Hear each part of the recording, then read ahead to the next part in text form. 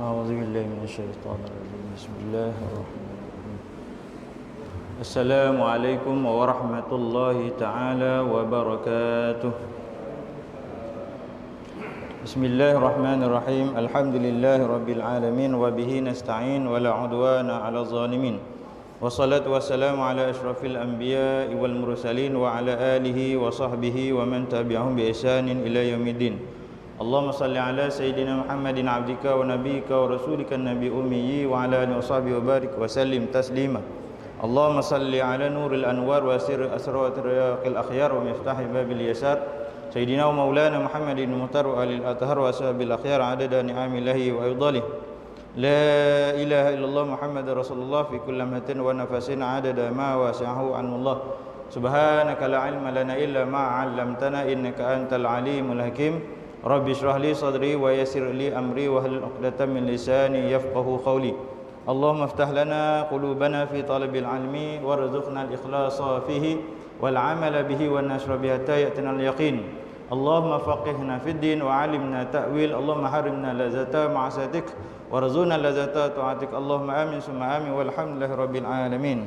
Muslimin muslimat yang dirahmati Allah Taala sekalian, alhamdulillah, pertama sekali puji dan syukur kita kehadrat Allah Subhanahu Wa Taala kerana pada malam yang mulia, pada ketika dan waktu yang mulia dan juga di tempat yang mulia, dan setelah mana kita mengerjakan ibadah yang mulia yakni salat, mudah-mudahan dengan keberkatan kita berada dalam masjid ilmu ini, berada dalam masjid ini dengan niat i'tikaf, mudah-mudahan Allah memberkati kita semua, merahmati kita semua dan memakbulkan segala hajat-hajat kita, mengurniakan kepada kita kesihatan yang baik zahir dan batin, dan juga mengangkat segala wabak, bala bencana yang menimpa kita dengan berkat majlis ilmu ini, dan mudah-mudahan keberkatan ini juga melimpah ruah kepada anak-anak isteri kita di rumah, insya-Allah.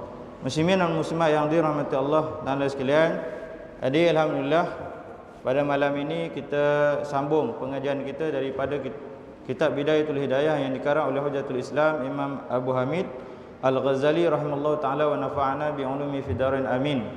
Dan sebelum itu mohon maaf pada minggu yang lalu saya tak dapat nak hadir. Jadi alhamdulillah pada malam ini kita sambung pengajian kita. Dan sebelum kita saya nak pergi kepada sambungan pada muka surat 22, iaitu berkaitan dengan perkara yang berkaitan dengan mengambil wuduk, mengambil air sembahyang. Oleh sebab ada pertanyaan daripada saudara kita ahli jemaah berkenaan dengan solat sunat qabliyah maghrib, solat sunat qabliyah maghrib. Jadi pertanyaannya, adakah solat sunat qabliyah maghrib itu termasuk dalam amalan solat sunnah yang disunnahkan oleh Nabi sallallahu alaihi wasallam. Okey, baik. Sebelum kita nak pergi lanjut berkenaan dengan solat sunat qabliyah maghrib ni, kita kena faham solat sunat yang berkaitan dengan solat fardu dinamakan solat sunat rawatib. Solat sunat rawatib. Jadi solat sunat rawatib ni ada dua pembahagian. Yang pertama yang dinamakan solat sunat muakkad. Solat sunat muakkad. Yang kedua yang dinamakan solat sunat ghairu muakkad. Apa beza muakkad dan tidak muakkad ini? Yang pertama, yang solat sunat muakkad itu ialah solat sunat yang dituntut. Tuntutan dia tu lebih untuk kita melakukannya. Sedangkan solat sunat ghairu muakkad itu tuntutan yang kurang tuntutan dia. Dalam tingkatan yang lain, kedua-dua pembahagian ini dalilnya ada. Cuma bezanya yang ini tuntutannya lebih, yang kedua ni ada tuntutan dia kurang sedikit. Tetapi dua-dua tu tetap adanya dalil. Kenapa dikatakan ada dalil? Sebab dua-dua tu memang dilakukan oleh Nabi sallallahu alaihi wasallam. Cuma yang sunat muakkad ni Nabi lakukan tu dengan kerap. Nabi buat selalu. Yang ghairu muakkad ni Nabi buat jarang-jarang. Sebab tu tuntutan dia tu ringan sedikit. Itu kita kena faham, kena beza dia. Baik, kita pergi terus kepada solat sunat qabliyah maghrib. Saya tak nak sentuh yang lain oleh kerana yang bertanya berkaitan dengan solat sunat qabliyah maghrib. Jadi saya terus pergi pada dalil. Okey, dalil hadis daripada Sayyidina Abdullah bin Muqaffal radhiyallahu taala anhu bahawanya Rasulullah sallallahu alaihi wasallam bersabda, "Sallu qabla al-maghribi." Sallu qabla al-maghribi. Hadis riwayat Imam Al-Bukhari. Sebagaimana kita maklum, kalau hadis tu riwayat Imam Bukhari, maknanya hadis tu hadis yang sahih, hadis yang paling sahih. Sahih dia tu paling tinggi. Jadi dalam hadis ni Rasulullah bersabda apa? Sallu qabla al-maghribi. Sallu qabla al-maghribi. Nabi sebut dua kali. Sallu qabla al-maghribi, solatlah kamu sebelum maghrib. Sallu qabla al-maghribi, solatlah kamu sebelum maghrib. Dalam arti kata yang lain, solat sebelum maghrib ni adalah solat sebelum apa? Sebelum solat fardu maghrib. Ya, dalam arti kata yang lain maksudnya solat sunat qabliyah maghrib. Itu dalil yang pertama.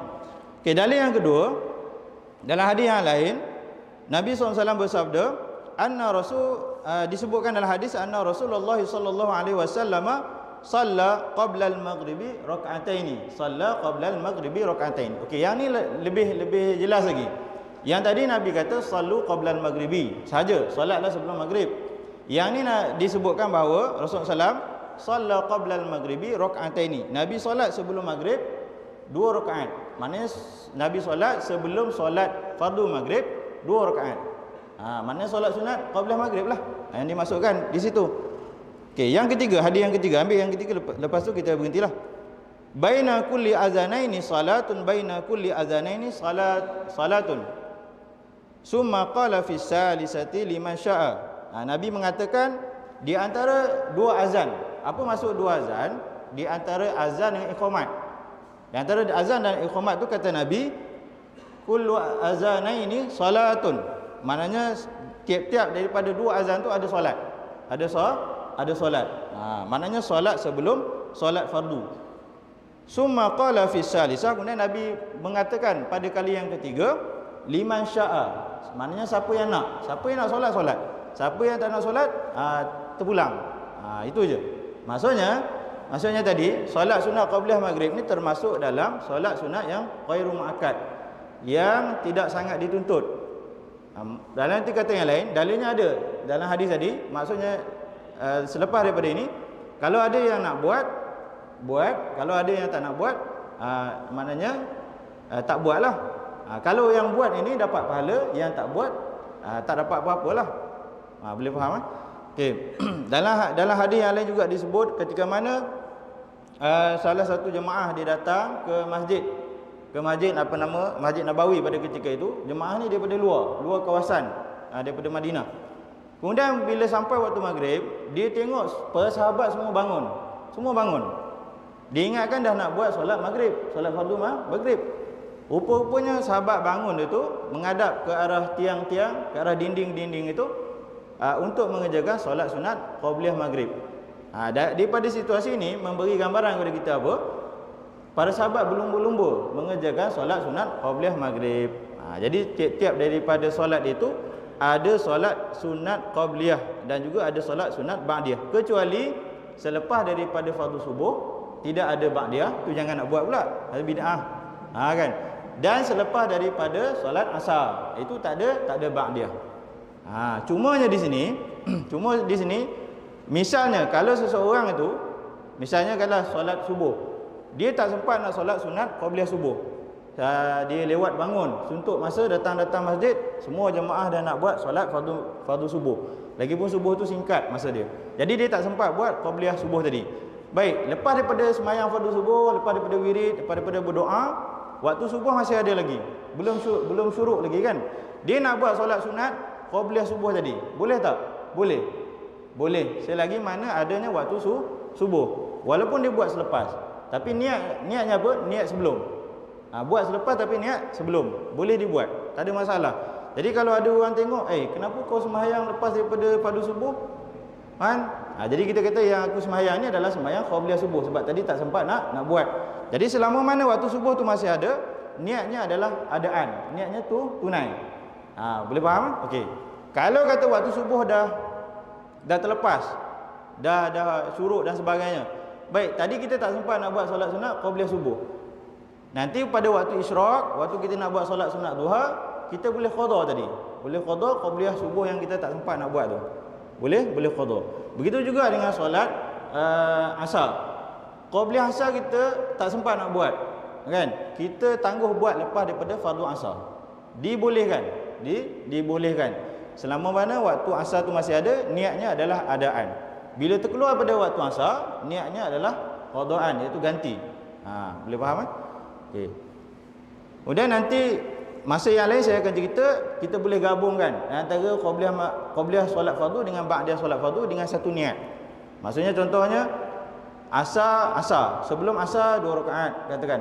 Lepas asar 2 rakaat. Jadi kita gabungkan buat lepas dah asar 4 rakaat. Boleh. Ada niat, ada apa nama kaifiat ataupun cara niatnya. Itu cerita kemudianlah. Jadi persoalan tadi dah terjawab, maknanya solat sunat qabliyah maghrib itu termasuk dalam sunat ghairu muakkad. Maknanya ada dalilnya, ada dalil ataupun hujah yang mengatakan bahawa Nabi SAW mengerjakan solat sunat qabliyah maghrib itu. Cumanya Nabi lakukan tu jarang-jarang. Sebab tu dinamakan ghairu muakkad. Jadi jelas dari situ. Jelas dari situ. Baik, soalan yang kedua tadi, kalau kata misalnya kita masuk masjid, kan kita disunatkan solat sunat tahiyatul masjid.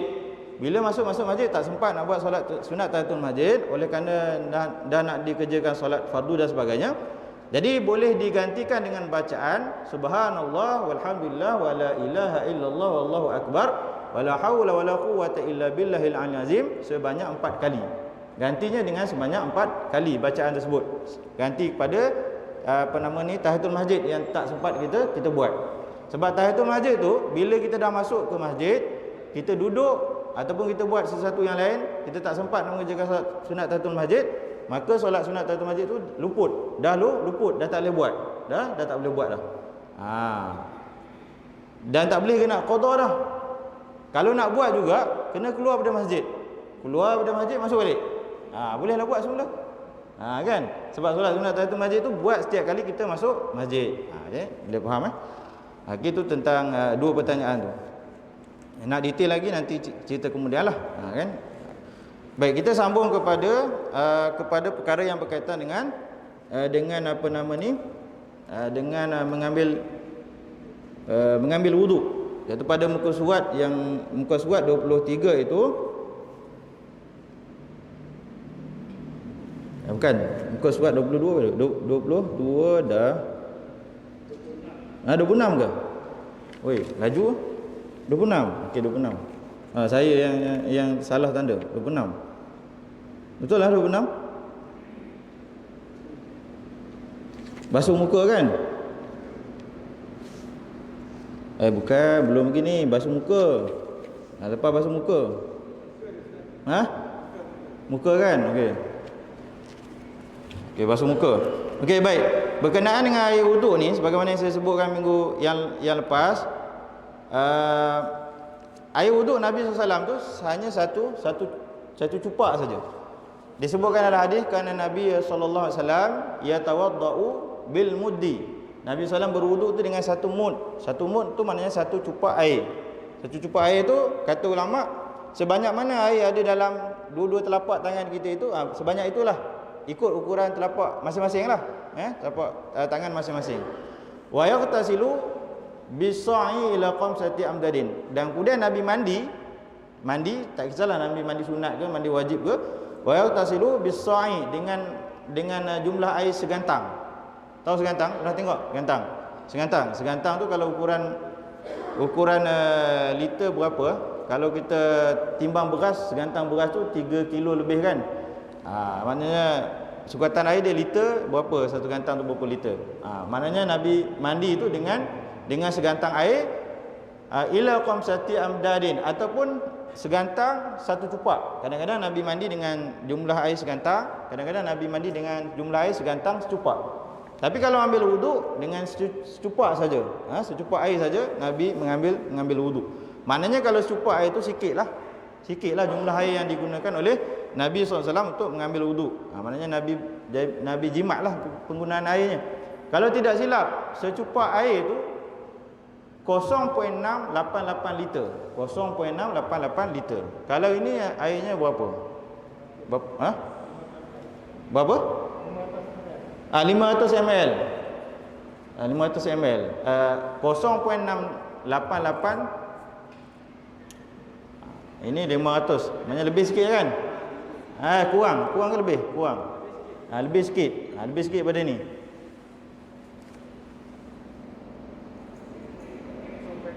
0.688. Lebih kurang lah. Lebih kurang. Itu air dalam jumlah cupak yang digunakan oleh Rasulullah SAW untuk mengambil wuduk. Jadi kita pun amalkanlah mengambil air dengan jumlah jumlah 0.688 liter tu bersama dengan 600 lebih lah, 688 mililiter. Itu 88 mililiter. Itu jumlah air dalam jumlah secupak tu. Jadi kalau ambil paip, buka paip pilih air tu, jangan buka kuat-kuat lah, buka perlahan je. Okey, buka, basuh tangan misal kata, kan? Tengah dah basuh tangan tu, tutup sekejap, lepas tu buka balik, basuh muka dan sebagainya, anggota kan. Jadi penggunaan air tu tidaklah terlalu banyak. Kalau nak jimat air lagi, kita guna kolah. Kena guna kolah kan, kolah air. Sini ada kolah tak? Tak ada kolah kan? Saya belum pernah ambil wuduk di sini, semua ambil wuduk kat rumah. Jadi tak tahulah ada kolah ke tak, cuma nampak pilih air je.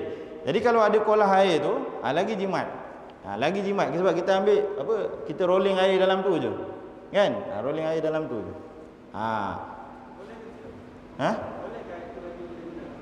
Selama mana air tu lebih daripada sukatan 2 kolah. Lebih daripada sukatan 2 kolah, boleh lah ambil. Kalau kurang daripada 2 kolah, tak boleh lah. Dia kena lebih daripada sukatan 2 kolah air. Jadi kalau diambil air dalam tu, jadi jimatlah penggunaan air dia. Kemudian bila kita ambil wuduk daripada dalam kolah tu kan, dia rolling air tu. Jadi air wuduk tu yang ada dalam kolah tu boleh pula jadi penawar. Boleh pula jadi penawar. Ada dalilnya? Ada. Iaitu ketika mana Rasulullah SAW ambil wuduk, Rasulullah sapukan air wuduk itu ke muka orang yang sakit. Jadi nanti kata yang lain, air wuduk tu boleh digunakan untuk kesembuhan lah, untuk kesembuhan. Detail tu cerita kemudian lah, cerita kemudian. Baik.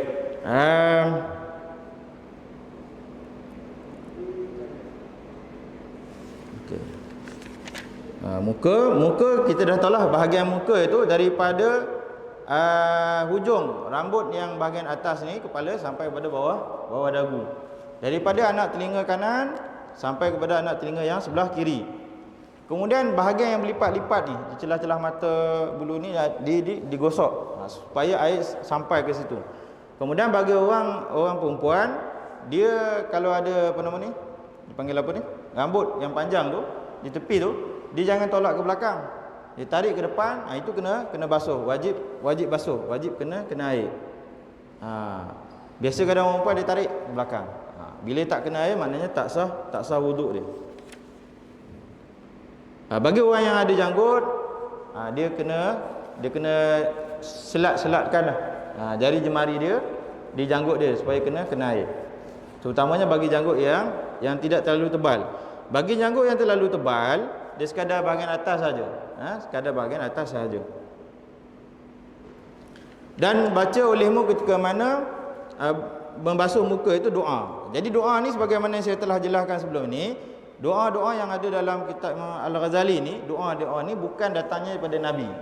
Bukan daripada hadis. Jadi kita tak boleh katakan doa ni daripada hadis. Tak boleh, sebab bukan datangnya daripada hadis. Habis tu kalau bukan datang daripada hadis, kenapa ada dalam ni? Ini ditulis oleh ulama. Ulama tulis doa-doa ni. Dan doa-doa ni boleh diamalkan. Tidak ada masalah. Cuma kita jangan kata ini daripada hadis je. Kalau kita katakan ini daripada hadis, kita berdosa sebab berdusta atas nama Rasulullah. Tu je. Tapi nak amal boleh, tidak ada masalah. Cuma jangan kata ni daripada hadis, kerana bukan daripada hadis. Dan jangan kau tinggalkan menyelati janggut yang tebal. Janggut yang tebal pun kena selat-selat juga, tapi tidaklah sampai kepada kena terlalu basah. Kemudian basuhlah tanganmu yang kanan, diikuti pula dengan membasuh tangan kiri. Okey. Didahulukan tangan yang kanan, kemudian pada anggota yang kiri. Maknanya Ketika mana kita mengambil wuduk, kita utamakan anggota yang kanan sebelum anggota yang kiri. Itu tertib dia. Kecuali basuh muka lah. Basuh muka, basuh kanan dulu. Lepas tu baru basuh kiri. Itu tidak. Itu dikecualikan. Nak basuh mana dulu pun terpulang. Daripada atas, bawah ke atas ke terpulang. Tidak ada pembahagian kanan dengan kiri. Tapi kalau tangan, ada kanan, ada kiri dia. Kaki ada kanan, ada kiri dia. Begitu juga basuh telinga. Boleh basuh kedua-dua sekali serentak, ataupun nak basuh sebelah kanan dulu, kemudian basuh kiri. Terpulang. Tapi kalau dia basuh kedua-dua pun tidak ada masalah, tak dikira salah lah. Tapi kalau tangan misalnya, dia basuh tangan kiri dulu, kemudian baru basuh tangan kanan, dikira tidak tertib. Dia tertib ni tak sah lah. Sebab tertib tu salah satu daripada rukun wuduk. Okey, basuhlah tanganmu bersama kedua siku sampai ke tempat pertengahan lenganmu. Okey, jadi basuh daripada ujung sini, semua orang dah tahu dah, basuh daripada sini sampai kepada siku, dan dilebihkan sedikit. Dilebihkan sedikit sampai ke pertengahan lengan. Kenapa dilebihkan? Sebagai ihtiyat, sebagai hati-hati, takut tak terkena air wuduk. Bila tak kena air wuduk nanti solat tak sah. Kalau lebih pun ada masalah ke? Tak ada masalah. Mana-mana anggota wuduk yang terlebih ambil ini, bahagian itu akan bercahaya di akhirat nanti. Ada untung dia kat situ. Dan mana-mana bahagian anggota yang kena air wuduk, maksudkan dihapuskan dosa kan? Terhapus dosa pada tangan dia dan sebagainya. Jadi ambil lebih tu tak ada masalah. Kerana perhiasan di dalam syurga itu sampai ke tempat basuhan wuduk. Jadi nanti di akhirat nanti Allah bagi kita pakai perhiasan sampai tempat mana kita ambil wuduk. Dan baca olehmu ketika membasuh tangan kanan akan doa Allahumma a'tini kitabi biyamini wa hasibni hisaban yasira. Ini ketika mana basuh tangan kanan baca doa tersebut. Dan baca olehmu ketika membasuh tangan kiri akan doa Allahumma inni a'udzubika an tu'tiyani kitabi bishimali aw min wara'i zahri. Jadi ketika mana basuh tangan kiri baca doa untuk bahagian tangan kiri. Kalau kita tak pandai nak baca dalam bahasa Arab ni, baca dalam bahasa yang kita fahamlah. Ya Allah ya Tuhanku, ketika mana basuh tangan kanan ni, biarlah tangan aku yang sebelah kanan ni menerima buku catatan amalan. Ketika basuh tangan kiri, janganlah biarkan tangan kiri aku ni menerima buku amalan ataupun daripada belakang. Kemudian sapulah kepalamu dan ratakanlah seluruh bahagian kepala dengan sapuan, iaitu dengan membasuh kedua-dua tanganmu, lalu engkau temukan ujung jari-jari kedua tanganmu dan engkau letakkan keduanya pada bahagian depan kepala. Kemudian engkau lalukan kedua-dua tanganmu itu ke bahagian belakang daripada kepalamu. Ini yang sunnah, yang paling sempurna. Cara basuh kepala ni yang paling sempurna, iaitu basahkan air pada kedua-dua tangan kita. Kemudian kita temukan dua jari telunjuk ni ditemukan, kemudian diletakkan di sini, kemudian ditarik ke belakang. Tarik sampai ke belakang, kemudian ditarik semula ke hadapan, baru dikira satu kali basuhan. Kemudian ulang kali kedua pun begitu juga. Bila dia berpatah balik baru dikira dua kali basuhan. Kemudian kali ketiga pun begitu juga. Itu basuhan yang sempurna. Itu basuhan yang sempurna. Kalau tak nak buat begitu, basah sikitlah. Bahagian kena rambut, bahagian sini ke, bahagian atas ke, bahagian tepi ke, tak kisah. Asalkan kena rambut. Orang yang tak ada rambut, bahagian kulit kepala lah. Basah situ. Tapi yang tadi itu adalah yang lebih sempurna, yang mengikut sunnah Nabi SAW. Sebanyak mana rambut yang kena air wuduk tu, sebanyak itu dikira pahala. Rambut kita ni banyak mana? Banyak kan? Tidak terkira. Jadi sebanyak mana yang kena air wuduk tu, dikira pahala. Dikira pahala.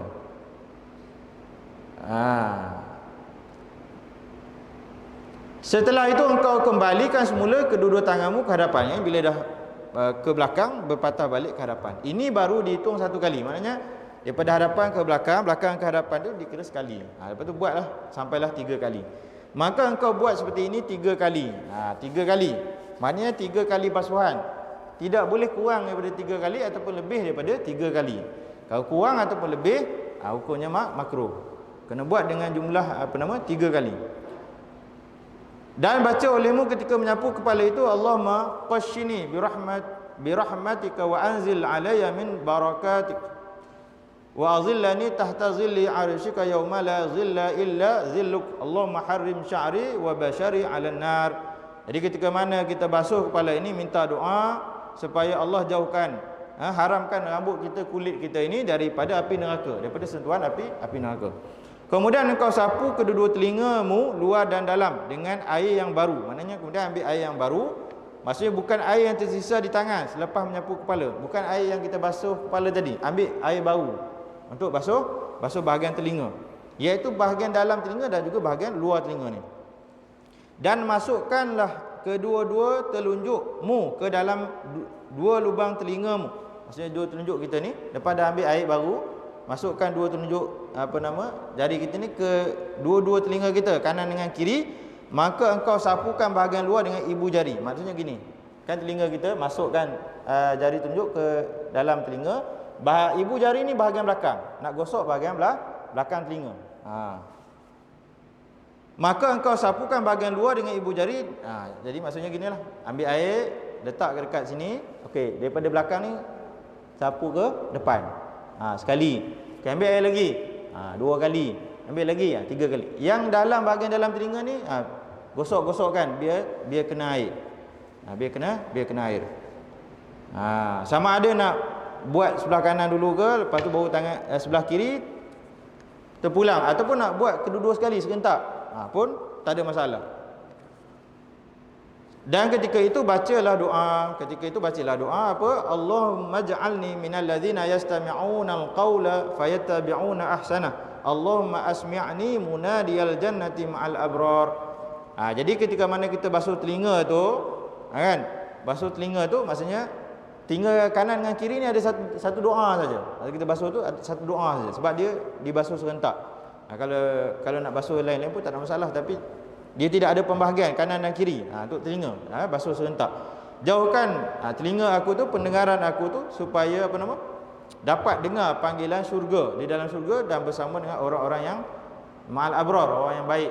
Orang yang baik ketika mana masuk ke dalam syurga. Kemudian sapulah tengkukmu, sapulah leher dengan air. Yang ni bahagian ni sunat. Bahagian ni sunat. Jadi kita kena bezalah dalam mengambil wuduk ni, mana satu anggota yang menjadi rukun wuduk dan juga yang sunat. Kan rukun wuduk tu ada 6 kan? Ada 6. Anggota wuduk ada apa? Ada 4. Mana anggota wuduk? Basuhan muka yang wajib, kemudian dua-dua tangan dan kepala, kemudian kaki. Kan kaki. Itu saja yang anggota yang wajib. Kemudian niat dengan tertib. Tambah lagi niat dengan tertib jadi 6. 6 fardu wuduk. Lain daripada tu semuanya adalah sunat. Maksudnya tadi basuh kedua-dua pegangan tangan tu sunat. Berkumur-kumur sunat. Masukkan air ke dalam hidung, buang air daripada hidung pun sunat. Bersugi sunat. Basuh telinga sunat. Kemudian basuh leher pun sunat juga. Kemudian sapulah tengkukmu dan bacalah olehmu. Ketika mana sapu air pada bahagian leher ni, baca Allahumma fukka raqabati minan nar wa a'udzubika minas salasili wal aqlali. Ya Allah, merdekakanlah, bebaskanlah leher aku, tengkuk aku ini daripada api neraka, dan aku berlindung denganmu daripada segala rantai dan belenggu di dalam api neraka. Ketika mana basuh bahagian leher ni. Okey, selain daripada dia sunat, kita basuh bahagian sini sebagai nak menyegarkan. Menyegarkan kita. Kita kena ambil wuduk tu. Tu dia punya kelebihan dia lah. Kalau tak nak basuh pun tak ada masalah. Sebab itu sunat saja. Kalau buat dapat pahala, itu saja. Kemudian basuhlah kakimu yang kanan dan diiringi kaki kiri. Maknanya ikut tertib, basuh kanan dulu, kemudian basuh yang kiri. Dengan menyempurnakan basuhan sampai kepada kedua-dua mata kaki, iaitu buku lali lah. Buku lali, dan sampai ke atas sikit. Lebihkan tu sampai mana? Sampai pertengahan betis. Basuh daripada ujung kaki, melepasi buku lali dan sampai ke pertengahan betis. Basuh sampai situ. Sunat dilebihkan. Dan selati celah-celah jari kakimu dengan kelingking tangan yang kiri. Gunakan kelingking tangan kiri untuk selat jari-jari yang sebelah kaki ni, jari-jari kaki. Jangan basuh gitu je, nanti air tak terkena dekat celah-celah sini. Dia kena selatkan dengan jari kelingking tangan kiri. Engkau mulakan yang demikian itu dengan menyelati kelingking kakimu yang kanan, sehingga engkau sudahi dengan kelingking kakimu yang kiri. Jadi kelingking tangan kiri ni guna untuk sebelah kanan dan juga untuk sebelah kiri, dua-dua guna. Engkau masukkan kelingking tanganmu yang kiri itu dari sebelah bawah dan baca olehmu ketika membasuh kakimu yang kanan. Mana basuh kaki yang kanan, diselatkan jari kelingking itu pada celahan jari kaki dengan membaca doa, Allahumma sabbit qadamayya 'ala siratil mustaqim ma'a aqdami ibadikas salihin. Ya Allah, tetapkanlah kedua-dua kakiku di atas titian siratul mustaqim bersama dengan kaki-kaki hamba-Mu yang saleh. Sebab titian siratul mustaqim tu sebagaimana kita tahu, bukan macam kita lalu titi ke highway jambatan ke kan. Dia seumpama selai rambut yang dibelah 7. Selai rambut dibelah 7. Jangankan rambut tu dibelah 7, selai rambut pun kita tak mampu nak meniti tu kan. Apatah lagi dibelah 7. Perumpamaannya gitulah. Maknanya titian sirat tu terlalu susah. Jadi kalau orang yang ada amalan dia banyak, jadi Allah bagi sepantas kilat untuk lalu di titian sirat. Kalau orang kurang amalan, terpaksa merangkak ni bawah tu kan, ada ni kan, tak jatuh ke bawah.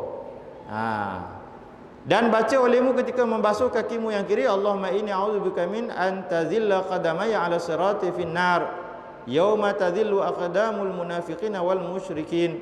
Ya Allah, aku berlindung denganmu daripada tergelincir kakiku ke dalam jurang api neraka ketika aku melalui titian siratul mustaqim. Jadi titian sirat atas, kemudian jurang api neraka tu di bawah. Di mana pada hari itu akan tergelincir kaki orang yang munafik dan musyrik. Ingat, orang yang munafik, orang yang musyrik akan tergelincir jatuh terus. Orang mukmin je akan lepas. Orang mukmin yang tak ada dosa lah. Tapi kalau dia ada dosa, dia masuk ke neraka, cuci dulu dosa-dosa dia. Dah habis dosa dia, oleh kerana dia ada iman, nanti dia dikeluarkan daripada neraka, masuk ke syurga. Cuma persoalannya kita sanggup ke tak masuk. Tu je. Wa na'udzubillah min zalik. Minta jauhlah daripada kita masuk neraka, walaupun hanya sedetik. Jangan masuk langsung. Dan basuhlah kakimu sehingga sampai ke pertengahan betismu. Basuh sampai ke betis.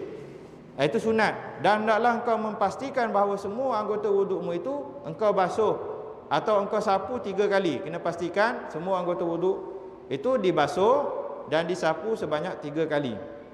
Maknanya mengikut urutan dia lah, ikut tertib. Maksud tertib itu yang dahulu didahulukan, yang kemudian dikemudiankan. Apabila engkau telah selesai pada berwuduk, maka angkatlah penglihatanmu ke langit.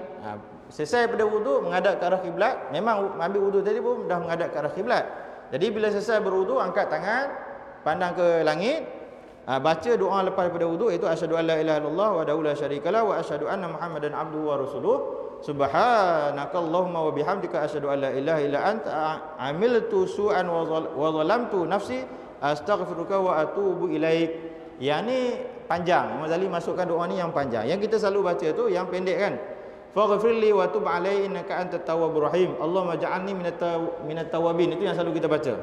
Wa ja'alni minal mutatahhirin wa ja'alni min ibadikas salihin wa ja'alni saburan syakura wa ja'alni azkuraka dzikran katsira wa usabbihuka bukratan wa asila. Ini yang doa yang panjang. Kita baca sebagaimana yang lazim kita baca itulah. Yang penting adalah selesai pada ambil wuduk, dongak ke langit, tadah tangan, baca doa selesai daripada berwuduk. Dikatakan bila kita angkat tangan itu, raf'ul yadain tu, angkat tangan tu sampai nampak Rasulullah, sampai nampak ketiak. Ketiak Rasulullah, angkat gini. Kan? Berdoa. Jadi kalau kita lepas pada berwirid nak berdoa lepas pada sembahyang pun angkat tangan gini lah. Angkat tangan gini. Parah daripada dada. Jangan letak atas ni, atas paha. Ada orang letak atas paha sambil doa main. Doa ni apa? Doa ni kita minta pada Allah. Kita nak minta anak-anak kita kan, nak minta duit raya dengan kita kan. Pak, minta duit raya, dia minta gini kan? Ada dia minta, Pak, minta duit raya. Pak, minta duit raya. Tak ada, dia minta gini. Tu masuk baru minta. Jadi kalau gini letak di bawah tu macam tak bersungguh-sungguh. Bila tak bersungguh-sungguh, nanti kalau Allah tak bagi, kita jangan marah. Pasal apa? Kita doa pun tak sungguh-sungguh. Macam nak tak nak kan. Jadi kalau nak tu minta betul-betul. Minta dengan bersungguh-sungguh bahawa kita memang perlu ada hajat kita tu. barulah Allah akan makbulkan. Cuma nak makbul tu, kadang Allah makbulkan dengan cepat, ada kadang-kadang Allah tangguhkan dulu. Tangguh tu ada sebab, bukan tak ada sebab, ada sebab dia. Yang penting adalah Allah makbulkan kalau kita minta dengan bersungguh-sungguh. Jadi sekadar itu saja yang dapat disampaikan pada malam ini. Sikit lagi nak habis tentang wuduk tu. Bila dah habis tentang mengambil wuduk, nanti barulah kita masuk bab yang keempat, iaitu adab-adab mandi. Pada bab-bab adab mandi nanti saya akan jelaskan bahawa selain daripada mandi wajib, kita ada lagi lebih kurang dalam 17 ke 20 jenis mandi sunat. Jenis mandi sunat. Itu akan dijelaskan pada pengajian yang akan datang. Jadi sekadar itu saja yang dapat disampaikan pada malam ini. Yang lemah kurang itu daripada diri saya sendiri. Yang baik itu daripada Allah SWT. Mudah-mudahan apa yang kita pelajari ini, yang penting adalah kita amalkan. Bila kita amalkan tu, dia akan jadi amalan kita untuk kita bawa ke akhirat. Jadi jangan kita belajar tapi tidak amalkan, akan jadi ilmu yang sia-sia, yang tidak bawa keberkatan kepada hidup kita. Jadi sekadar itu saja. Wallahu a'lamu bis-shawab, wa ilaihi marji'u wal ma'ab, wa billahi taufiq wal hidayah. Wassalamualaikum warahmatullahi taala wabarakatuh.